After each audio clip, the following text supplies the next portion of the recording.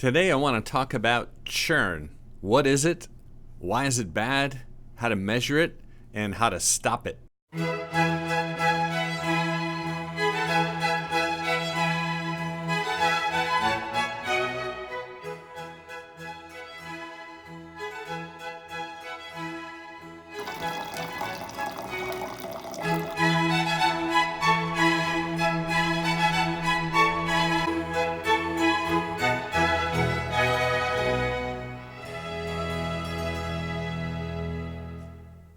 Hello everyone and welcome to my YouTube channel. If you're new here, my name is Ben Salisbury. Our consulting agency helps wineries and craft distilleries improve their sales strategy and sales process. If you like this video, please give it a thumbs up. Feel free to share it and don't forget to subscribe. In our industry, we have a set of metrics that we like to use over and over and have been using them for a long time. Metrics like shipments, depletions, accounts sold, and points of distribution. Lots of people are using these metrics and have been using it for a long time. But there are other metrics that are more indicative of the quality of distribution that go unnoticed. And one of those is churn. Churn is when a placement is made and it doesn't stick. It's just that one time. We also call this one and done. And churn is a natural byproduct of the current environment that we're in, where we have way too many brands, way too few distributors, and the only way to accommodate all those brands, the only way a distributor can possibly accommodate all those brands is to have a certain amount of churn in the placements. You know, the average restaurant has about 17 wines by the glass. That's not very many when you've got 10,000 wine brands you're trying to sell. So the key to keeping all your suppliers happy is to churn those placements. Bring it in for a month, pour it off by the glass, bring in somebody else's. Now this is fine for the distributor, but it's really, really bad idea for the brand owner. So why is churn such a bad thing? Well, I have three reasons for this. Number one is if the placement is temporary, it really isn't doing any good for the brand. It's fleeting distribution doesn't have a lot of value in terms of building brand equity. Also, if you don't measure churn and you're just measuring accounts sold, you don't really have a true indicator of the health of that brand. Another reason this is bad is if you are paying for new distribution through incentives with the distributor, you're actually causing churn. You're actually making it worse. And if you're paying for it, you're going to have to pay again to hit those same numbers. So let's say you do a sales, a distribution drive, and you spend a lot of money and you pay a reward for all this new distribution. Well, it's not going to last. So if you want to get those numbers again, you're going to have to spend more money to do it. And the third reason that this is bad is a lot of times it's the way the placement was sold in the first place.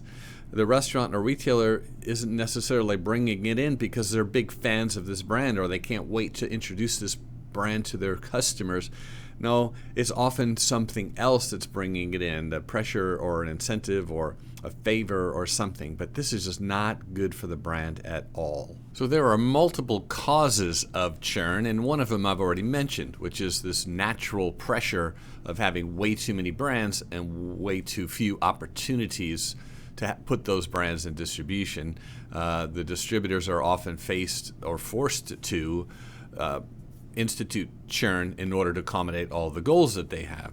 But there's two other primary, I would say, self-inflicted causes of churn that brand owners make. One is paying for new distribution incentives, which I just talked about. Whenever you do this, you're actually causing churn. You're intentionally paying for distribution that you know is fleeting, or that you're at least denying that it's fleeting. The other thing is sales blitzes. Nothing will cause churn better and faster than a sales blitz. The whole idea is to make temporary placements and put a notch on the board as a win, as a new placement. And at the end of blitzes, people love to tally up how much new distribution they got. It's such a foolish thing because it doesn't stick. None of that stuff sticks. So a lot of what brand owners need to acknowledge is they are causing churn by doing blitzes and new distribution drives. Now, there are other causes of churn too, but those are the big ones that I would pay attention to. Next, I want to talk about how to measure this, how to just, really take a really close look at it. What's always shocking to me is how few people are measuring this at all. Even more, people don't even know it's a thing. So I hope that this starts you on a new journey, a new very important journey. So how do you measure churn? I'm going to put a chart up here on the screen for you to take a look at. It's over here. This is an example of how you measure churn. Now, you need a reporting system where you can isolate sales by account, by month. And, this is where I took this report and I exported it to Excel. I put in some conditional formatting so that I could easily see the instances where somebody bought one time and never again. So you need to be able to look at this across a 6-month to 12-month spectrum. Now, the only reporting systems that I know that can do this are the suite of tools from Grapevines and the suite of tools from VIP and iDig. You need to be able to get detailed data right down to the SKU level and the account level, and you need to be able to create a report that spreads out the business or on a month-to-month basis like you see here on the screen. There may be other ways to do it. I sure don't know how to do them, and I sure haven't been exposed to that. But if you don't have the tools to do this, it's something you need to seriously consider bringing in. So here's another look at a different report. This one shows little to no churn. This distribution shows us that when this account brought in the product and they sold through it, they reordered, and then they reordered, and then they reordered. This is healthy distribution. This is what healthy distribution looks like. People should be engaged with your brand. And I say people, I mean accounts. If a restaurant brings in your product and he pours it by the glass or he puts it on the cocktail menu and it does well and people love it, they're going to keep doing it. And so that's the kind of distribution you're after. So what is an acceptable range? I would say, it's a little bit arbitrary, but based on many years of experience, I would say that some churn is going to happen. It just always is. Not everybody's going to be satisfied with your product and just use it forever. But across any particular state or market, I would say churn that's less than 20% is probably acceptable. So 1 out of every 5 accounts, if there's a little churn going on, it's not the end of the world. But when the rate of churn goes above 50, 60, 70%, you've got some serious problems. So there's a bit of a benchmark, a guardrail for you. So you've got to measure it. You've got to know what it is. You got to know how to measure it. You have to know what an acceptable range is. And then you need to begin to put a stop to it. So how do you put a stop to churn? Okay, first thing is you must acknowledge that it's a real thing. And you have to accept that this is a bad thing. Number 2, you must identify where it's happening. In what markets, what distributor sales reps, just all the things you need to illuminate, to bring the facts to the surface. Create these one and done reports. Look at them, study them, pay attention to what's going on. So that's number 2, is identify where it's happening. Number 3, stop doing blitzes and paid distribution incentives. This is a self-inflicted thing, and it's easy to stop. But this is number 3 under the stop doing it list, is just don't do it. So what do you do instead? Well, that's points number 4 and 5 here. Point number 4 is you need to create target lists. You need to have lots of target lists for various products, for various channels of trade, for various markets. You need to know where you want to be in distribution precisely, what types of accounts and which specific accounts. You need to have those lists. You need to load them into your CRM system, narrow your focus to them, and diligently work on those, getting distribution in those accounts. So you really cannot move a brand's equity forward if you don't build lots of high quality distribution. And one of the big components of high quality distribution is putting your product in the right place.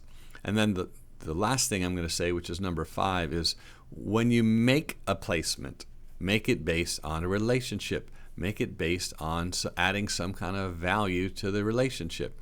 being dependable, providing great service, not jerking people around on the price, not running out of stock.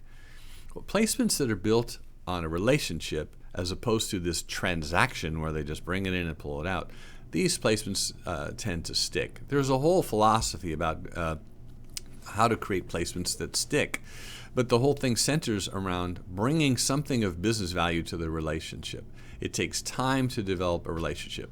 One of my favorite sayings about sales comes from Jeff Toole, who wrote a book called Mastering the Complex Sale. He said a sale, any sale, should be a byproduct of a much larger relationship. And I believe that with all my heart. And I think that if you practice that, building new distribution that way, you will find that you have a lot more retention in the business. You only have to sell it. You don't have to keep reselling it to make the same numbers. I think you'll find that that is a much better way to go over time. And this isn't on my list of 5, but if you are relying way too much on the distributors to build new distribution for you, then I don't feel sorry for you. You're going to get a lot of churn. It's just the nature of the beast. Don't take it personally. It's just the only way a distributor can possibly accommodate all the brands they have is to foster churn.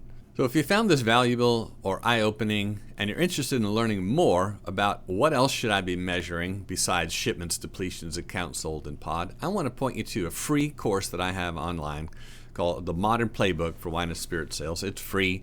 The whole course will take you about 53 minutes to watch it from end to end, and you can watch it in pieces if you want.